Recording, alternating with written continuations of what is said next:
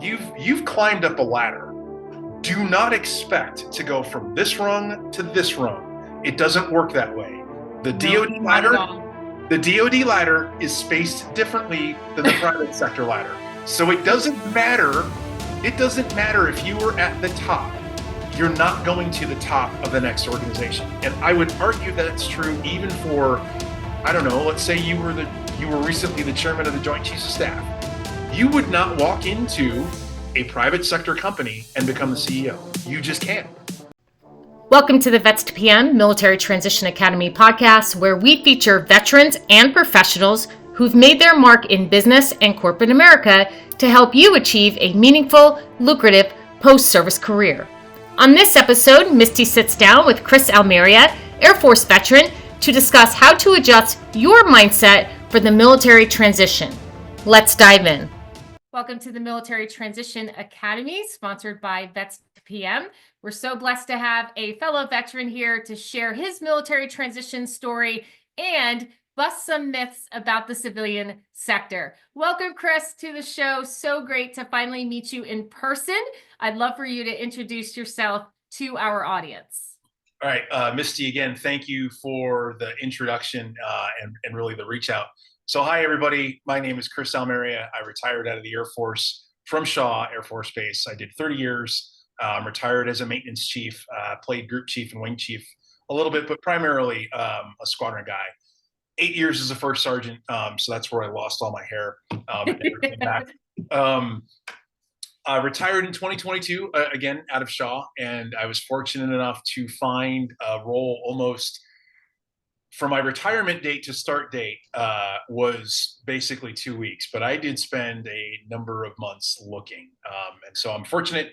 One of our key priorities was to not move when we first got to Shaw. We PCS'd in the pandemic in 2020. And as I was recently recalling this story to someone, I said, 0 out of 5 stars, would not recommend that. Coming from Misawa, Japan to South Carolina, and the rule sets in Japan were 180 degrees different from where they were in South Carolina. And so just the challenge of buying and selling a house, because we owned a house out in Washington. I was out at McCord for a cool decade. So selling a house, buying a house during a pandemic, also 0 out of 5 stars, would not recommend. Yeah. I can't tell you how much time I spent on the phone with Navy Federal chasing down like these obscure agents that have to do like this one thing so that your process can move forward. We could talk all day about that. Long story short, one of our priorities was to not move. We've got our youngest of 3 still with us. He's in a great high school at Spring Valley because we live in the Richland 2 school district. So school districts were always a big kind of thing for us as our kids were growing up, where we decided to live off base. All that being said, so not wanting to move, not wanting to travel, it will shape your job search. And I think that's really important. Like you'll hear a lot of people tell you, and it's true, there are a lot of opportunities for vets. Here's the thing though, where you are geographically has a lot to do with that. If you live in the Midlands of South Carolina, your opportunities don't look the same way as they look in the upstate or even coastal Carolina, right? If up until a couple months ago, I would have told you that if you lived in the National Capital Region, you've got all kinds of opportunities, both public and private sector. That's kind of A little different now, yeah. a little different right now. We won't get into that. But Yeah. from an aspect of a job search, like I don't know that I'd spend a lot of time on USA Jobs right now. I have a lot of friends who are getting laid off. So just something to think about. Yeah. There's contracting, there's private. So all that to say, hi. Yeah, and what I love about your story, and so I know your story a little bit, we've talked a couple times on the phone, you transitioned out after 30 years, really at the kind of the tail end of the pandemic, but when everything was really chaotic and crazy, right? I retired in the height, like the beginning of the pandemic in 2019, 2020. And it's crazy because my husband and I always say that it was truly the most smooth move out of the military in 20 years.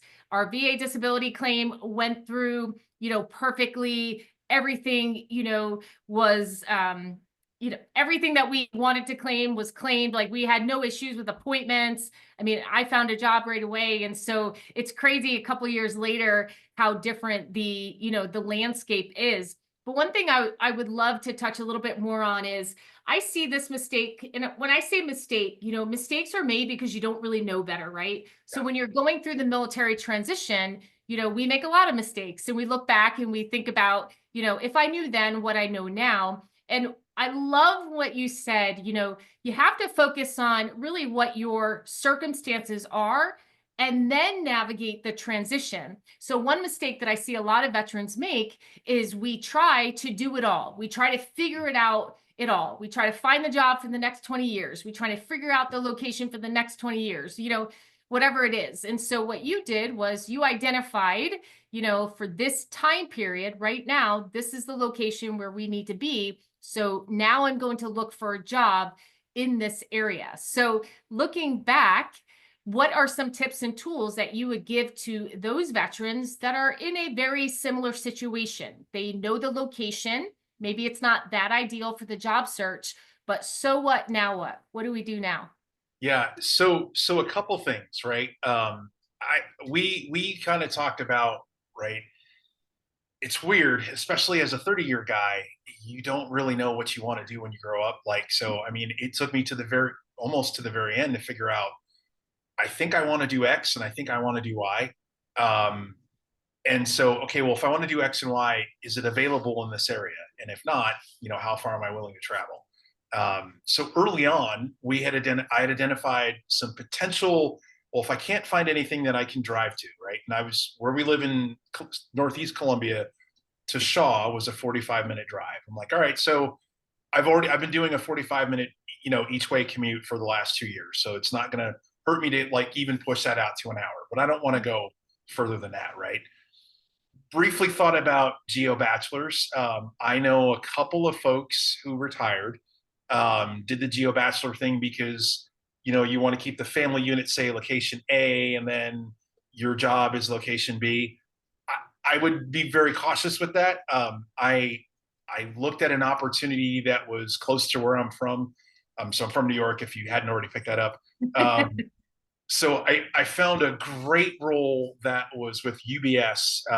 And by the way, UBS is a fantastic a veterans facing program. If you type veterans UBS, it'll Mm-hmm. come up. So they were pioneering a new role in leadership and development out of their office in Hoboken. I thought, oh my God, that'd be brilliant. And I Yeah. did the informational interviews, got connected with a couple of people, and you don't ask for a job, you just ask for what is a day like, what does your day look like. It got to the point where I actually getting a little too big for my britches, right? Like, what maintenance chief doesn't think like they can solve any problem anywhere, right?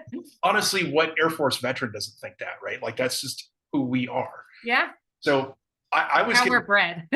right. So I was getting cocky enough that I was on Zillow, like looking at apartments in Hoboken, and that's when it hit me. I can't afford to live there. So all that to say, having a plan B is important because you might find the perfect role, the perfect fit, and it may not happen. And let me just be clear, it may have nothing to do with you. It has everything to do with timing. What I've seen in I work at Michelin now, and what I see, like when we go on these kind of like a window where we hire people, um, it's really dictated by the market. Like the best person ever could show up, and if it's not the right time, they're not going to get picked up because there's no room in the budget for us to bring in additional headcount. And I know that if we do that, and we're one of the biggest employers in Lexington County, just in the Midlands, to say nothing of the footprint that we have, in the upstate and in a couple of other places. I know that other firms have that. Yeah. There's a couple of things I really want to address, in what you just said.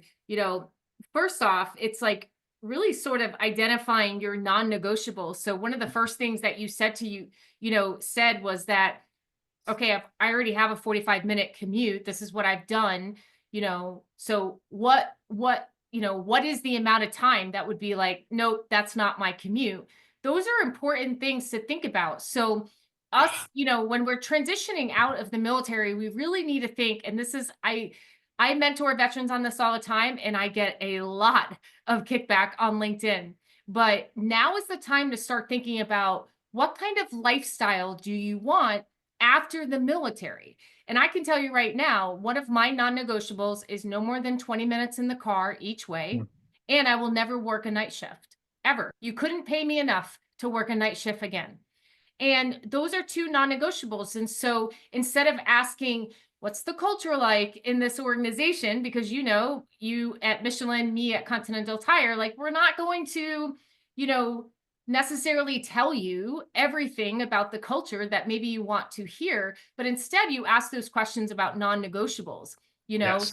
and that's important. So the first thing that you figured out was, what was your commute non-negotiable? And I love that you went on that journey of kind of figuring out, hey, do I want to have two separate households and whatever? Because I do think that what veterans sometimes forget to think about is, you spent a lot of time thinking about your life after the military. And now it's like, are you actually living that life or creating that life that you truly wanted? And so that's just really important.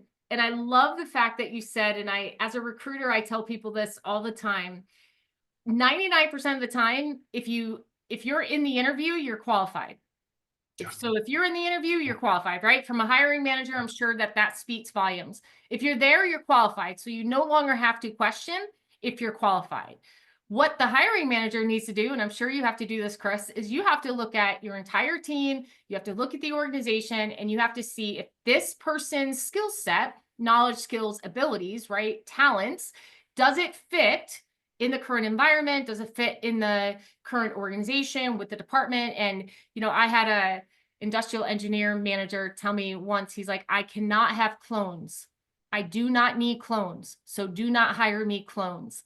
And for a little bit, I actually didn't really understand what he was talking about, but he really wanted me to get an inside view, an inside look of what was going on in the team so I could effectively hire for him. So some really good takeaways there. Decide what your non-negotiables are. And when you're going through this process, don't forget about the life that you thought about, right? And then just remember that a lot of these decisions that we make behind the table when you're interviewing really have nothing to do with you. Yeah. That's it's there's a story that someone told me once, and I heard it from two different people. They were both one was the vice wing commander when I was at Misawa. The other was the OG commander, and they retired in separate years.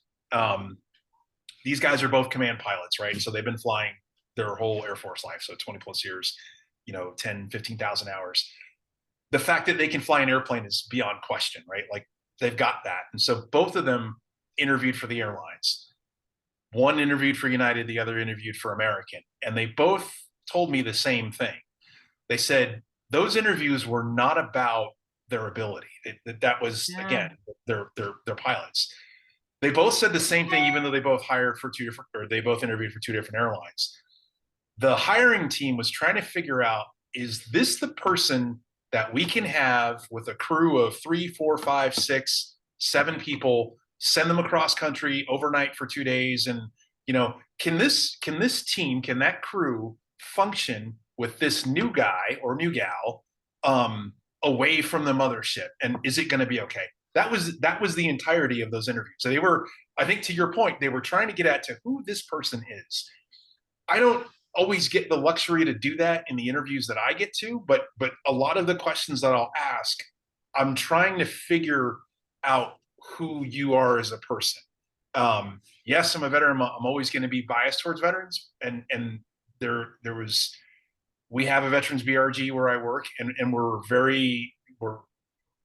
active in the sense that we always talk to each other and try to make sure everyone's doing well. And this is sort of born out of a fellow vet that we had hire on a month before I got there, but kind of in the same time group. This was an individual who could not leave his former self at the gate, so to speak. And I'm talking about, he was knife handing people. He was just, he didn't leave the service. Please do not do that. A lot of us were getting a lot were getting a little concerned because a lot of people who don't have exposure to the military can tend to paint vets with one broad brush, right? Yeah. Oh, you were in the Air Force. That means you're a pilot. Sure. Um, right. Oh, you were in the Army. You must like do like it, and Or, oh, right. did you shoot a gun? It's like, Yeah. dude, You I don't touched have a the gun time of twice in day. 20 years. Right. Like you don't have the time of day to deprogram like, Yeah. what they've grown up with. And that's okay. That just takes time. Um, but what you don't want is to get into an organization or even during your interview, but really as you start, okay, hey, I got it that you were a drill instructor or a TI if you were the Air Force, 10, 15 years ago. Do not bring that to the civilian workforce. It's not needed unless you're going into law enforcement. And even there, I would tell you probably not the right look. You have to make sure that you bring who you are and not necessarily the uniform with the smoky the campaign bear hat. And I know that might sound strange, right? We might be hiring you in part because of what you bring out of your military experience. That was a huge factor for me. But you also need to make sure that they can see a person behind the uniform, and that doesn't start in your interview. That actually has to start a year or two before you actually retire. So that by the Yeah. time you get your retired ID card, it should look like mine with a big goofy smile and a golf polo, and not that, right? Yeah. And I think You've it's got to wean important. yourself off of that before you hit the civilian job market.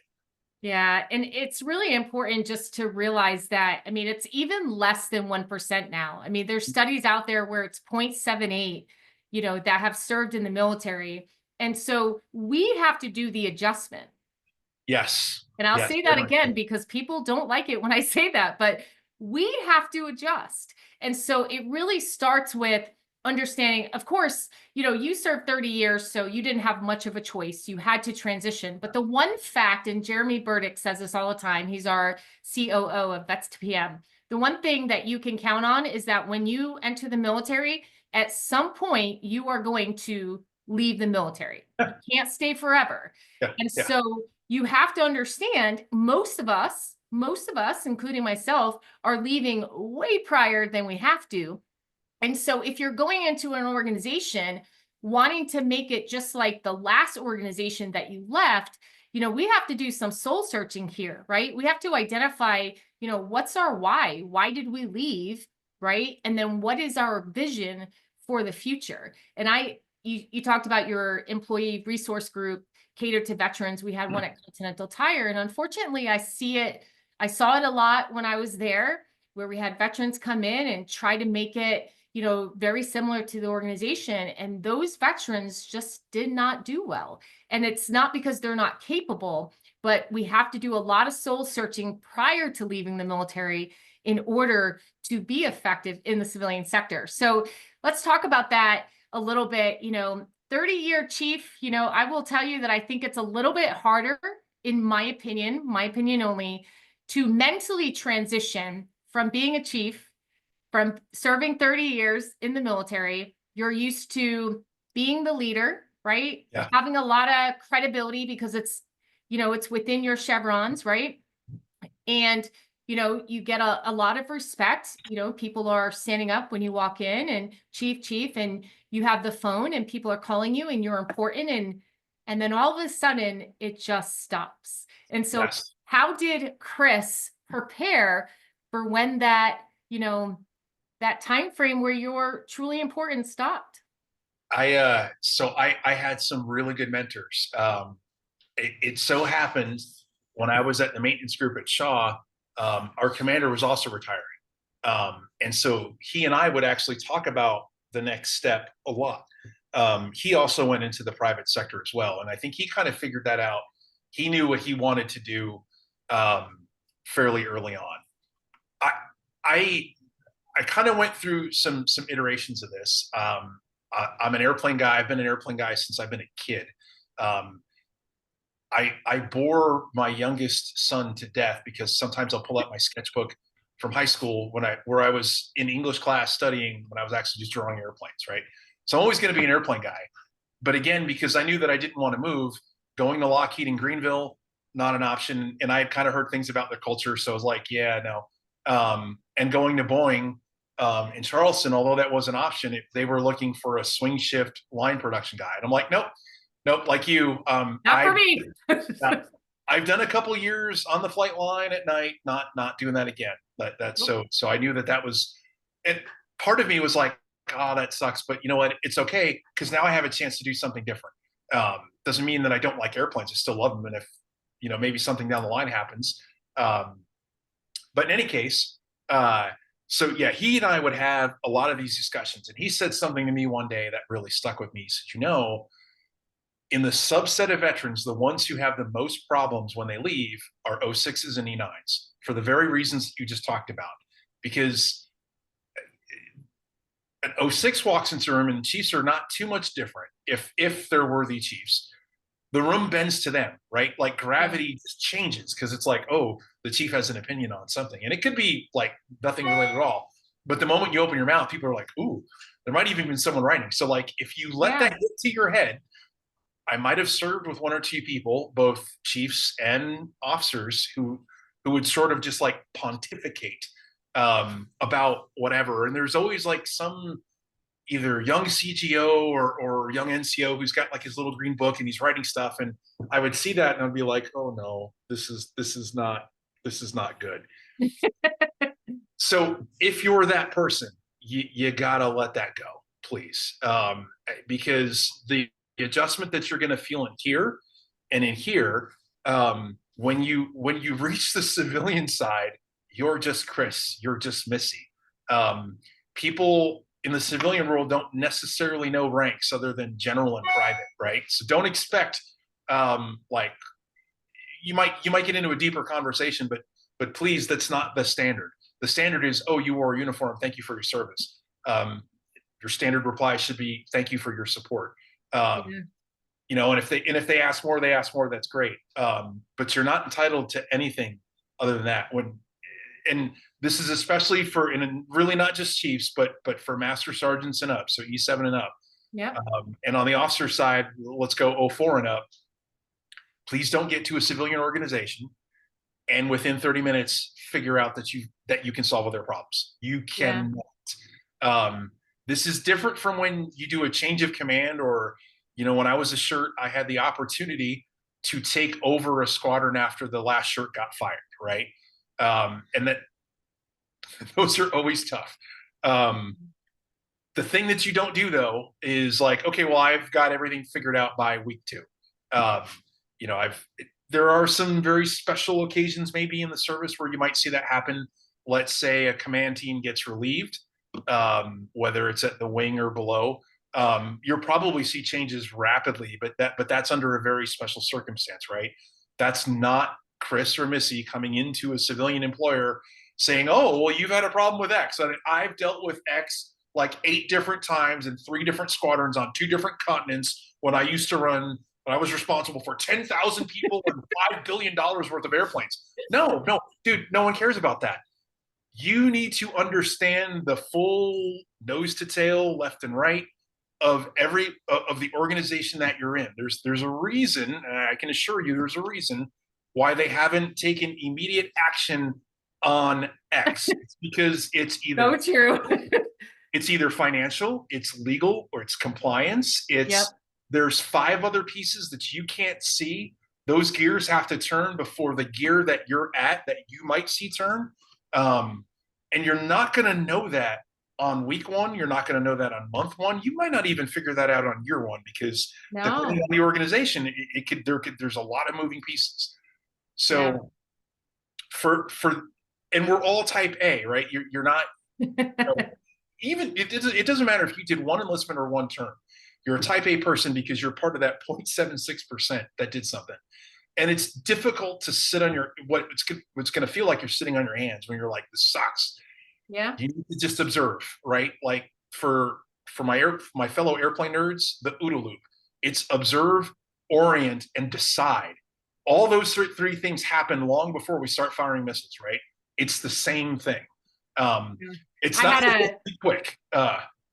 Yeah, I had a colleague when I went to Continental, Emily, and she was a recruiter, and she, was kind of my right hand person, so she introduced me to everybody and was really helping me get situated in the organization. I asked her if there was any other veterans, in kind of my salary grade, right? So I could interact and relate to people that were doing kind of the work that I was doing. She hooked me up with Sean Keys, and it was a really great mentorship relationship.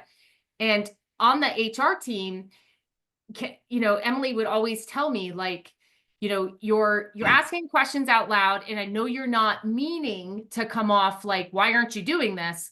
But just so you know, you're coming off that way. She's like, I know your intentions are good. You're just asking the question.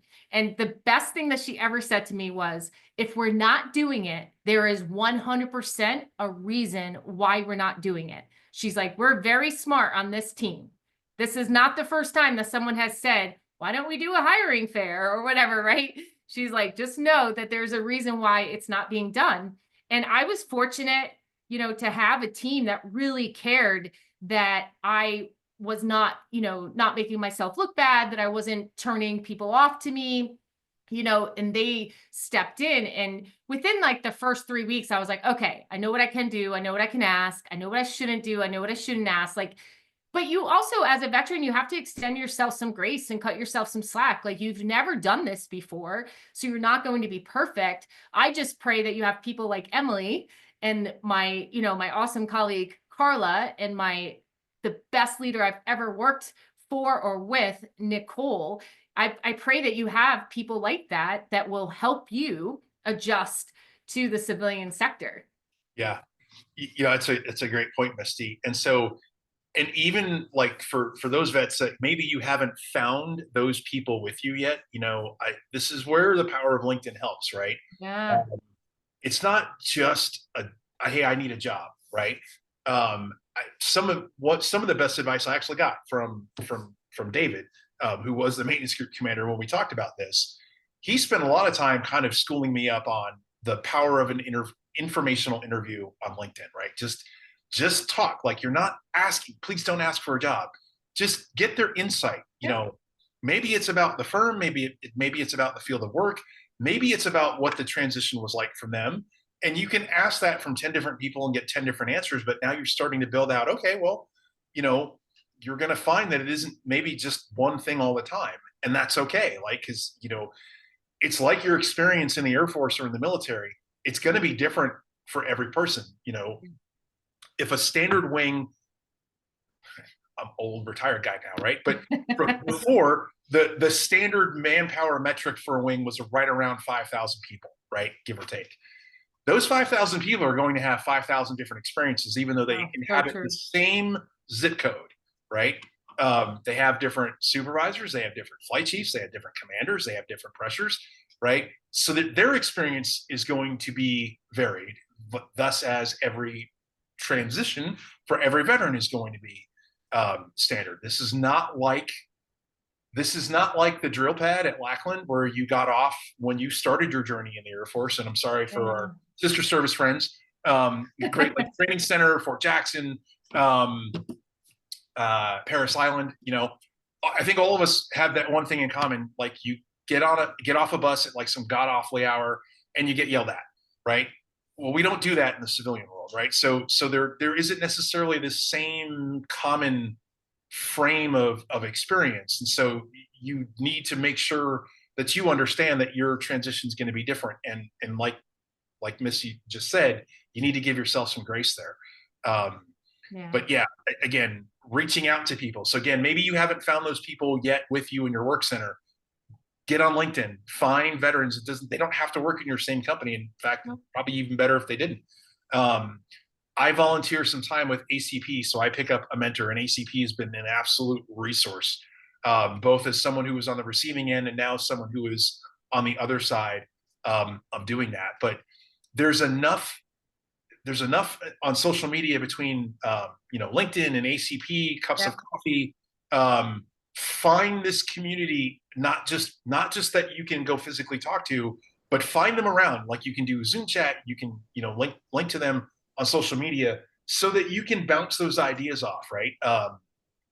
I, Yeah, in order for that to be effective, though, I think the one thing that, veterans really have to do is, I hear all the time, and I'm sure you've heard it, but, I remember when I was, as soon as I put my paperwork in at AFCENT, hey, I'm going to retire, people who never were in the civilian sector, like retired from chief, went right to, civilian position on base, were like, oh, you're never going to find that camaraderie. You're never going to do that. So everything that we're really discussing right now, it just kind of comes down to your mindset and your attitude. So yeah, for me, when I retired, like I absolutely wanted to retire when I retired. My husband and I retired the same day after 20 years, And so my mindset was, I want to be successful here at Continental Tire. I want to get to know Emily and Carla and Adam and Ashley and Nicole and Ashton, and I can go on. And the camaraderie that I experienced in 3 years and 7 months at Continental Tire was 100% more camaraderie than I honestly ever really experienced in the military. But I do believe it's because I was very different. My attitude and my mindset was different. I want to be a part of this team. I choose to work here. I choose daily, and the reason why I left Continental Tire is because, I was kind of in succession planning and a lot of opportunities were coming my way. And I honestly just no longer wanted to climb that corporate ladder. And I didn't want to leave my family and go to Germany. And, that's part of succession planning, that you have to go and be in the mother plant, right? I'm sure you know all about this.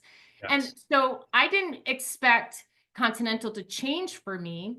That's why I resigned, because my values, desires were no longer aligned. It just comes down to your attitude and your mindset. Do you actually want to be a civilian? Yes. And to that point, Missy, like you have to learn to be a civilian, right? Like Yeah. you've worn the uniform for a number of years, you don't know what it's like.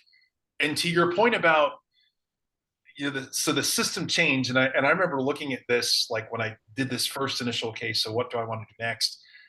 I knew people because I used to MC retirements when I starting as a tech sergeant when I was at McCord. Um, it was such a wonderful thing to be asked to do, and then got good at it. So I got asked all the time, and it was great. Yeah. And it gave me a lot of insight.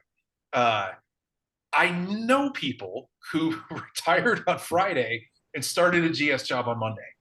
And for a long time, I'm like, well, that's pretty awesome. I would maybe recommend not doing that. One, I believe the law changed to where you can't. There's normally a 6 six month to period. 12 month Yeah. waiting period. And I've heard people say, well, it's waiverable by AFPC. And let me just share, as an old chief and as an old first sergeant, if you're waiting for AFPC to do something, um, you might have more success running through the Grand Canyon on 1 foot.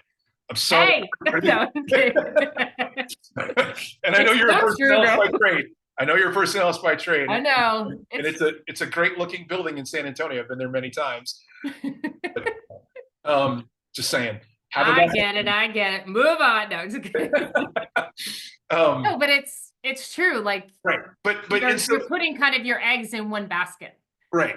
And there's nothing wrong. And there's nothing wrong with the GS system. There's nothing wrong with contractors who work on base, but they're not 100% civilian. So you can't necessarily go to them for what it's like in the private sector because they're not in the private sector.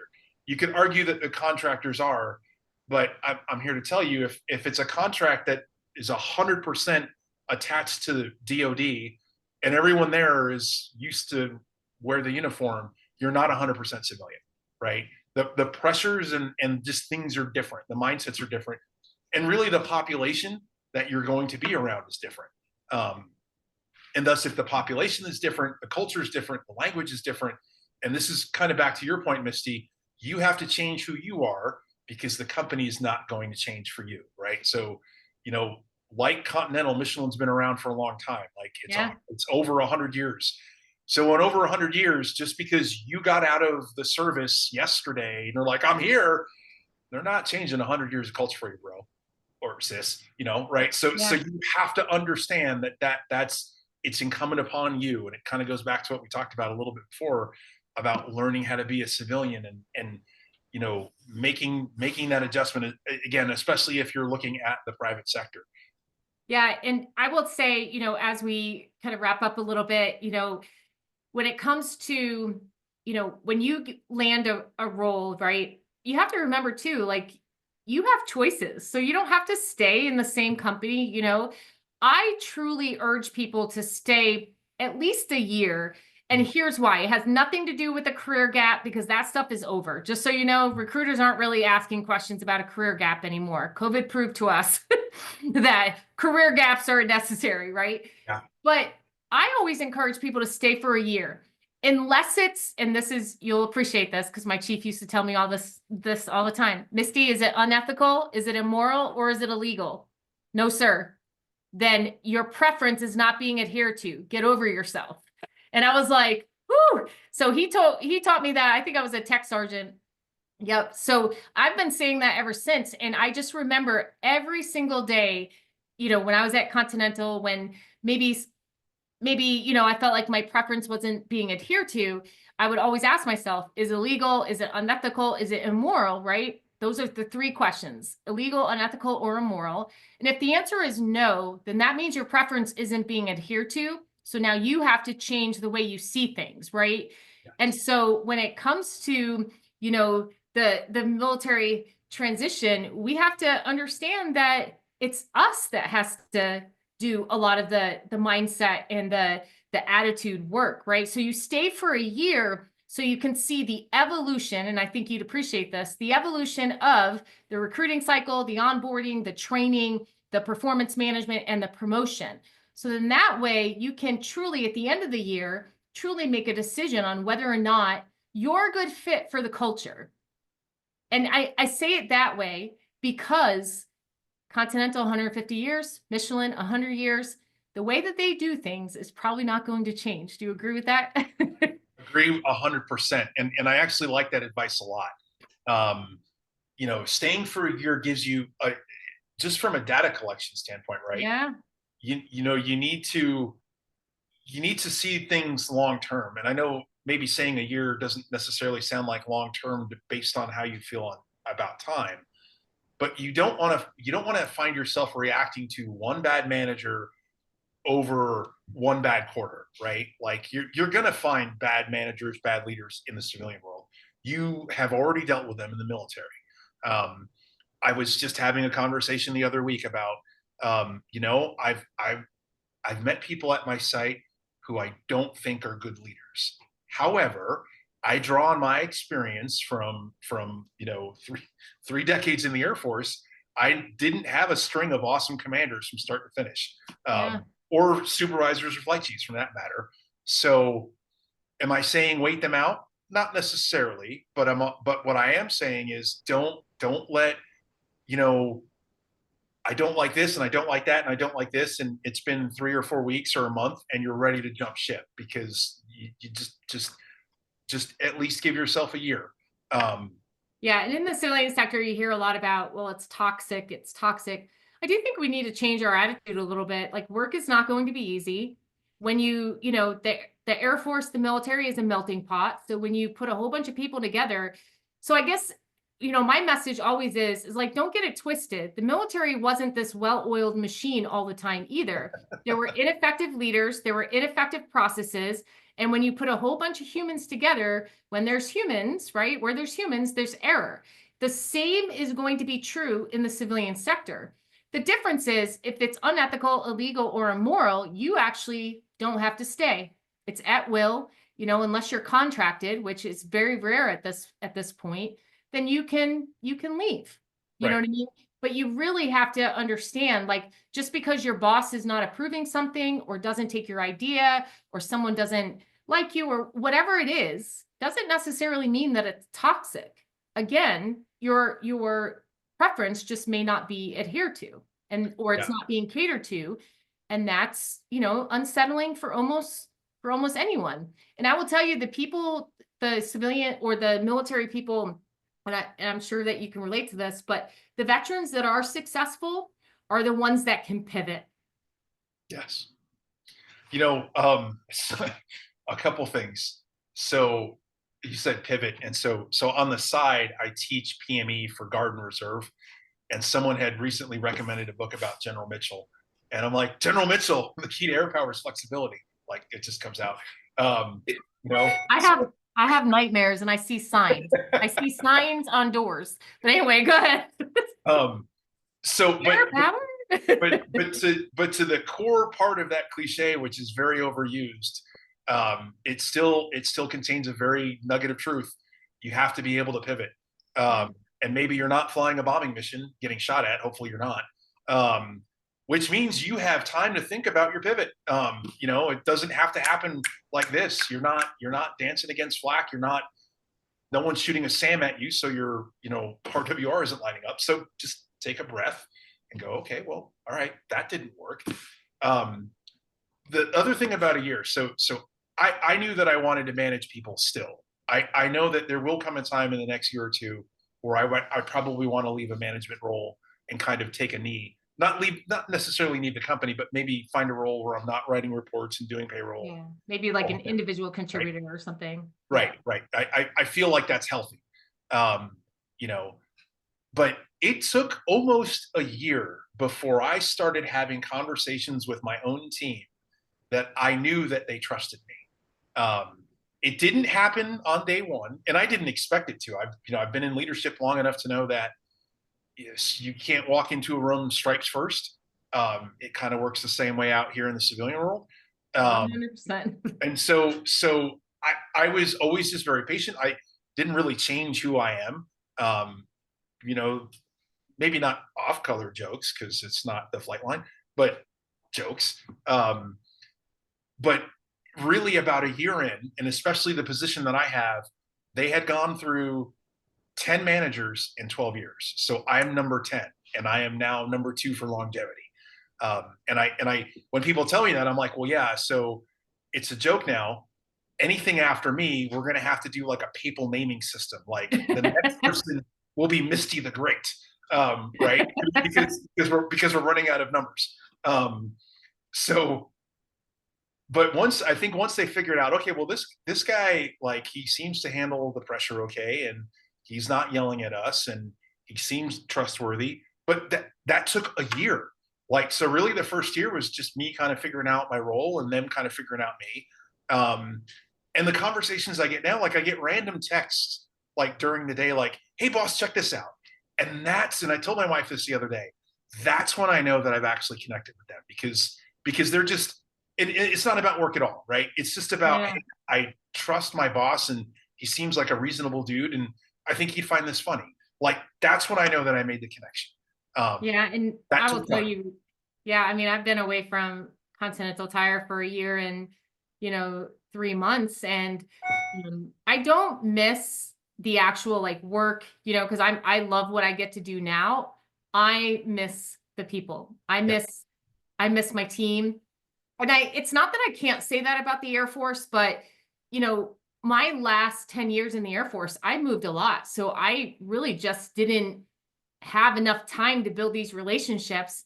And, now I have, people bringing me cinnamon rolls, people texting me group chats or adding me to group chats. And I remember telling my husband a couple days ago, I was just like, this is what I've always wanted. It's like to feel like we can talk about other things than just work. Yes. That's camaraderie to me. And maybe that's why I never felt like I actually had it in the military. I want people, to bring me a cinnamon roll because they thought of me, because they know that that's my absolute favorite baked good. You know what I mean? And that is possible. So if you want, an environment like that, one thing that Cy Wakeman, she's a big HR researcher, she always says, go first. And so when I entered the civilian sector, I went first. I wanted more organized meetings. I went first. I want camaraderie. I went first. I would think of people. I would text people. I tried to create that environment where we were not just, I mean, you hear this cliche, oh, they're not family, but why not? Like, why can't it be that way? Why can't it feel that way? So you have to go first. It all just kind of comes down to what it is you want from your post-service career, and then Yeah. really trying to create that. And one thing that you said, Chris, that I really wanted to touch on before we end, because I think it's really important now, especially in today's job market. And there's a lot of jobs out there, but they're not really conducive to the different levels of people, right? We have a lot of senior level people out there, but there's not a lot of senior level jobs available. And so you talked about timing, and, you know, people will look at my story and your story, and because they have, right? They've called us lucky, they've called us privileged, they've called us all the names, right? But we never really get a lot of credit for the work that we did. Like, we took action, we prepared prior. But also, like, I am not blind to the fact that the recruiter and the hiring manager were both military, or the hiring manager was military, and he saw value in what I would bring to the table. Like, I'm not sure if I would have been hired, but that's not my business, right? Right. That's not my business. So, but what did I do to prepare for the interview? What did I do to stay there and be competitive? So I'd love for you to kind of talk a little bit about timing, and maybe just kind of give some hope to the people that are out there now in this job market that aren't really feeling very successful. Yeah. Again, Missy, great point. So, right. So timing again is a big part of it. It's not a reflection on you as a person. It may feel that way. The first interview I had, the first interview that I thought I knocked it out of the park in the civilian world wasn't with Michelin. It was with a smaller company that's in West Columbia. I found them on a virtual job fair. We connected, got the call for an interview. I was like, yeah.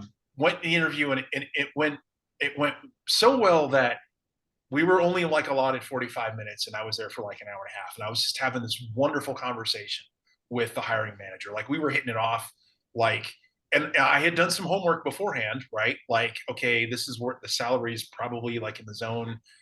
This is what the company does. So let me orient myself around that. We had a great conversation. I thought, I got it, like, nailed it. Um, Timing wasn't there. It turns out that they were trying to line up candidates in anticipation of picking up a new business line, and that new business line would have funded that person. Now, I didn't know that going in. I figured it out afterwards, after I got hired on a Michelin. And after I hired on a Michelin, and do this, please, I sent a note to them saying, hey, guys, I know we haven't made a decision. I know we've been kind of out in limbo, but I've accepted this position elsewhere. I'm sorry that we couldn't work it out. But I'll always talk highly of you guys. And I got a wonderful note back from the recruiter that said, she's like, we were still trying to find money to bring you on. Right. But hey, again, it's not about you. It's about the business, right? Ultimately the private sector is not UNICEF. You do have to turn a profit to do all the things you want to do. Let's fast forward to my interview with Michelin. So neither of the hiring managers that interviewed me were military. One guy had a brother who was like in the Marines, right? But not the same. And the look that I got, so again, had a great conversation with the first guy. I was like, all right, like, I'm thinking, I think I got him. But the second guy, who's now my boss, I could just read the skepticism on his face, right? Because he's sitting back and he's looking at my resume, my one page, front and back. Don't bring more of that. He's looking at it like this, and he's looking at me, and I'm answering his questions. So one of the things that I did before leaving, because I'm a nerd, so I did a doctorate's degree with Vanderbilt, right? Because it's something that I wanted to do for myself. It's not funded by the GI Bill. And so he's looking at me, and he keeps going back to that. And he's a big Clemson fan. And he's looking at this. He's like, so let me get this straight. You were just in charge of a maintenance group, 80, like 79 airplanes. I don't want to brag. 2,000 people. No big deal. He's like, so you were doing that, and you have a doctorate. Like, why do you want to be a line manager here? He's like, I feel like that's a step back for you. And I told him two things. The first one was a very good piece of advice that I got from Dave, right? You've climbed to the respective top of your organization or grade structure. So again, this isn't just applicable to O6s and E9s. This matters for everyone. You've climbed up a ladder. Do not expect to go from this rung to this rung. It doesn't work that way. The DoD ladder is spaced differently than the private sector ladder. So it So doesn't matter. It doesn't matter if you were at the top. You're not going to the top of the next organization. And I would argue that's true even for, I don't know, let's say you were recently the chairman of the Joint Chiefs of Staff. You would not walk into a private sector company and become the CEO. You just can't. Um, it's not the same. So don't expect to go from here to here. And you've got to put that in your head early on. And I told him that. I said, I don't expect to go from, running the maintenance group to running the maintenance group at Michelin because I don't know anything about tire building. I don't know your processes. I don't know your people, and I'm humble enough to know that I'm okay with starting a couple of rungs down. Like I don't expect to be, the CEO of Michelin by the end of next month. Like that's not who I am. And the other thing, and I kind of worked in some humor. I said, yes, I went to Vanderbilt. I have a degree. The degree's in education. So later on down the line, I want to do leadership and development, and hopefully I can do that in Michelin. But I know that I need street cred first. Like I can't just parachute in and say, well, these are all the things that you should do. And they're like, really? Well, how much time do you have in the plants? 10 minutes. No, that's not going to work. Right. So like I need the street cred, and I feel like if I have a team and I can do this and I can work with my cross-functional team and do all the things, 4 or 5 years from now, I think I'd be in a good position with now my degree, with not just my Air Force experience, but with relevant private experience that I can do this. And he kind of nodded. I said, oh, hey, look, I also went to Vanderbilt, so I have a Vanderbilt. So I have a financial motivation to do work basically for the next couple of years to help pay that down. And I think that's what he's like, okay, I think maybe this guy's a fit. So really stay humble, I guess, is maybe the takeaway from there. Yeah. And one thing that I encourage all veterans is just to understand that, your job after the military can actually just be a job, Yes. and it doesn't have to fulfill your purpose or your passion, but it can fund your purpose and your passion. And the best thing that someone told me to do when I retired, they said, just identify what your purpose in life is, whatever your purpose in life is. So it took me a little bit, but I have a purpose statement. I always say, my purpose is to develop better human beings who develop better human beings, right? So we can start sort of this, this trend, like, let's be a bit kinder to each other, And when he told me that, he said, once you know what your purpose is, you can go anywhere and do that. You can work at McDonald's on the line. You can go to the gas station. You can go to Continental Tire. You can work at Vets to PM. You can, be a personal trainer. But whatever your purpose is, you'll find your way through an organization where you can truly live out your purpose. So your job doesn't have to be this, like you're not going, the civilian sector is just different. And so as we close up, I would love to, to hear about, what's your purpose? And, 30-year chief, you now work at Michelin. I know you're on a trip to see your son graduate from Airman Leadership School. What's your purpose and how are you living your best post-service life? So my purpose has been people development for a long time. I think one of the things, the best job I had in the Air Force was still a diamond wearing first sergeant. And I did it for a year pre-diamond. So I was an acting. I was pre-diamond, never got the diamond, but that was the best ever. Yeah. And that job did not come with instructions per se. Like, here's some AFIs, don't do this, don't do this. but people, unlike airplanes, do not come with instruction manuals. And I think through the thick, through the thin, through the good, through the bad, finding a way to connect with people, and not just airmen, but their families too, because, as you very well know, a first sergeant is a 365 degree, like you get it all. I got a lot of stories to tell about that. Am I happy that I don't have spouses and family members now? Yes, I am. But if they reached out to me for help, would I? Yes, I would. So for me, developing people is something that I have a passion for. I was very fortunate that I was able to do it in my post-shirt life, and especially as a chief. And I get to do it now as a maintenance manager in Michelin. I get to model first what I think a good leader slash manager should look like, right? And and I know that I'm doing it well for my team when they tell me unsolicited, we've never had a boss like you. And I'm like, is that good or bad? He's like, no, no, no, no. That's a compliment. So I know that I have left that person with a model of what should look like. Hey, we're not making enough tires today because the machine went down.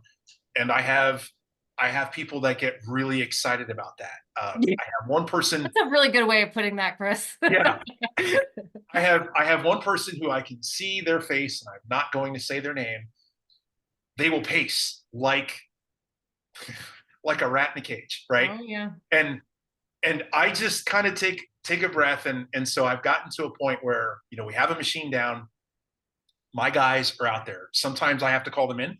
I have a substitute of people who will answer their phone at night and rush into the factory, and we do this thing. And I've had from the plant manager on down, what are we doing? What are we doing? And I'll just kind of look in a very calm voice. This is we're still diagnosing the problem, and blah blah blah blah blah. We're on it. And I'll give you updates. So and so. Yeah, the guys at headquarters. I'm like, yeah, I know. And then my team will ask me, well, how are you so calm? I'm like, well, so in my last job in the Air Force, that was life or death, the fate of democracy. This is not. In fact, there's nothing in the private sector that's fate of democracy, life or death. Did we put it? Maybe if you work for in aviation, this is different. Did we But put it? Most Right. positions. Right, most positions. Did we put an airplane into a dirt? Did someone die? Do I have to go to the chapel tomorrow morning and meet someone's grieving spouse? If the answer to those questions is no, then we could probably take a deep breath. Like, I got it. We're not going to make as much money today, but we'll figure out what went wrong. We'll try to put in some controls. Hopefully it doesn't happen again if there's something we can control, but then we'll move on. And I've been able to kind of explain that philosophy to my team. And that's where they're like, we've never had a boss like that.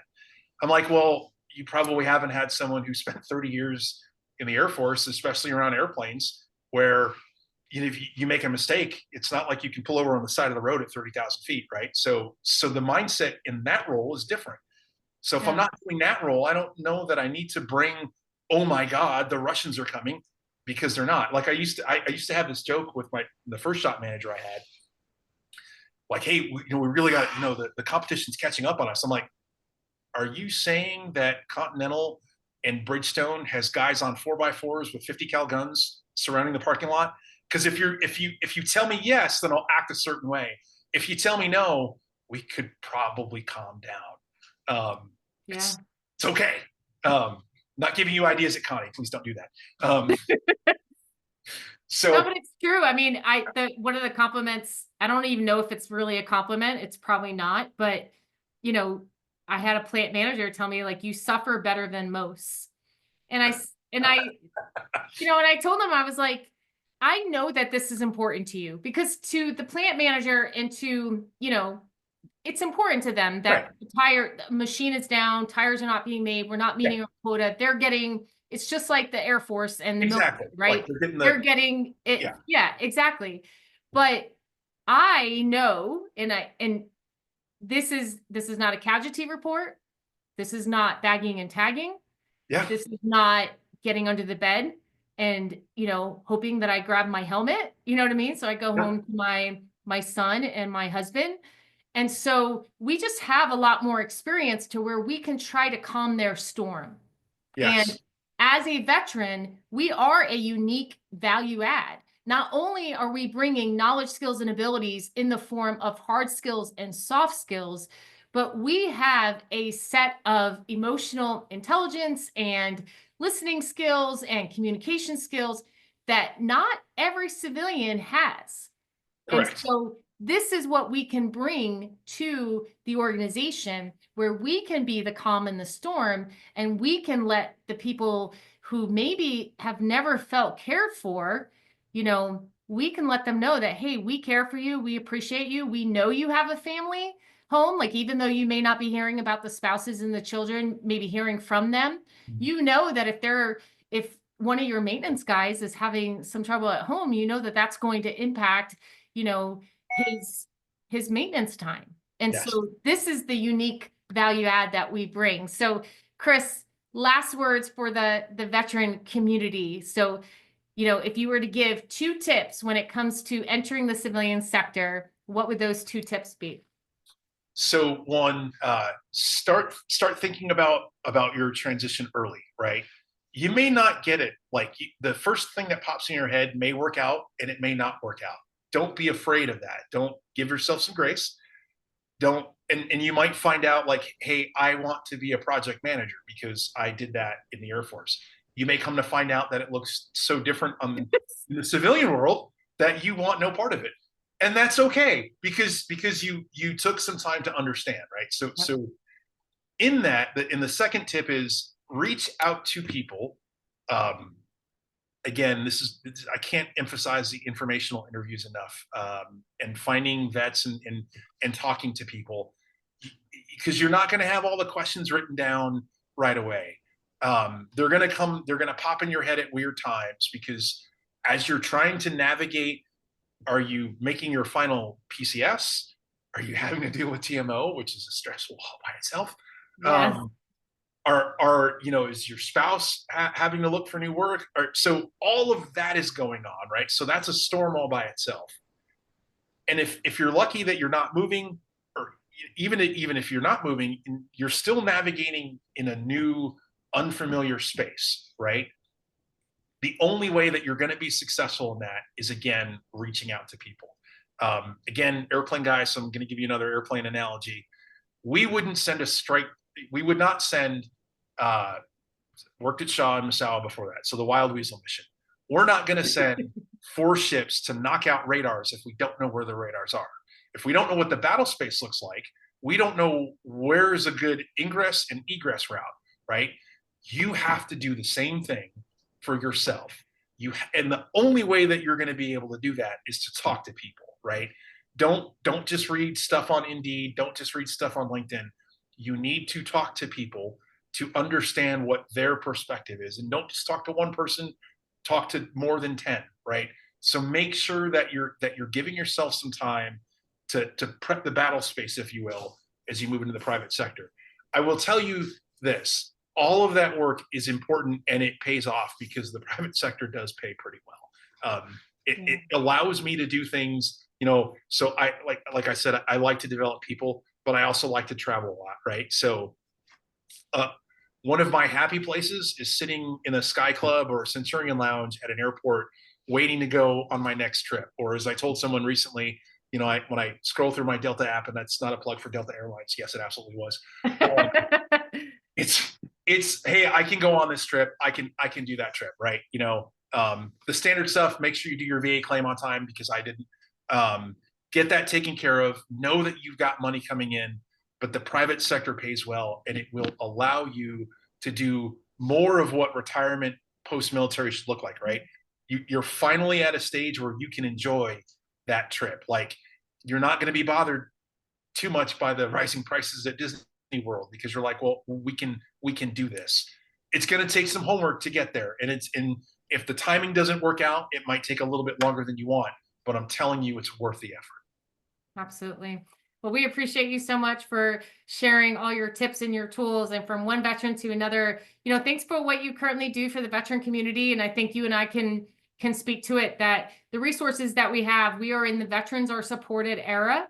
And the Yes. resources that we have are because of the people before us that tried to figure this thing out. And when it didn't work out, they shared all of their tips and tools with others. And so that's what, I get to do daily. And I appreciate you pouring into the community, and to all the military service members and veterans that are listening now. One thing that I believe Chris and I did well when we were transitioning is that we prepared today for our tomorrow. And so Yes. we got our education, we got our certifications, we did our informational interviews, we got onto LinkedIn, established our personal brand, reached out to people, deposited into our network before we asked for withdrawals, Yes. and we included our family in our military transition so we could be making decisions that also considered them. So lots of things to think about. Take it 1 year at a time. And don't forget that you served and protected these, freedoms and liberties that everyone else gets to enjoy. And that includes you. So We help you achieve a meaningful and lucrative post-service career. And if you need any assistance, you can reach out to Chris on LinkedIn, and you can plug into Vets to PM's resources at vets2pm.com. Thanks, Chris. Thanks, Misty. It's been great. Thanks for joining us at the Military Transition Academy. If we sparked your interest and you're ready to learn more, visit vets2pm.com. We'd love to help you prepare for a meaningful and lucrative post-service career.